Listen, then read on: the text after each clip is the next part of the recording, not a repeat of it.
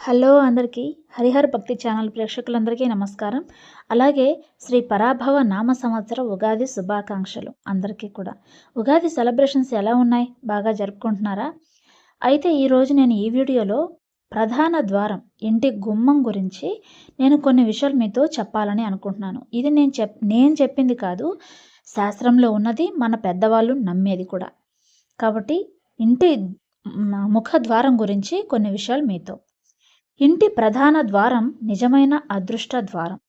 ఇక్కడ శక్తి మేల్కొంటే లక్ష్మి లోపలికి రాకుండా ఎవ్వరూ ఆపలేరు. ప్రధాన ద్వారం కోసం 5 సులభమైన నివారణలు లక్ష్మి రాక కోసం.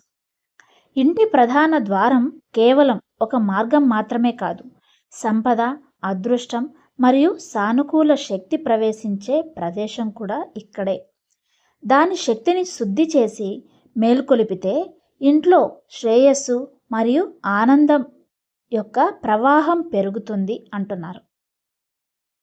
మొదటగా పసుపు, కుంకుమ, స్వస్తిక్ ఎప్పుడు గురువారం లేదా శుక్రవారం ఉదయం ప్రధాన ద్వారం శుభ్రం చేసి పసుపు మరియు కుంకుమతో స్వస్తికను గీయండి మరియు అక్షతలు అర్పించండి. ప్రయోజనం: లక్ష్మీ శక్తి ఆకర్షణను పెంచుతుంది. ఇక రెండవది, సాయంత్రం దీపం ఎప్పుడు పెట్టాలి? ప్రతిరోజు సూర్యాస్తమయం సమయంలో ప్రధాన ద్వారం దగ్గర నెయ్యి లేదా నువ్వుల నూనెతో దీపం వెలిగించాలి. ప్రయోజనం వచ్చేసి ప్రతికూల శక్తిని తొలగిస్తుంది. మూడవది వచ్చేసి గంగాజలం చల్లుకోండి. ఎప్పుడు?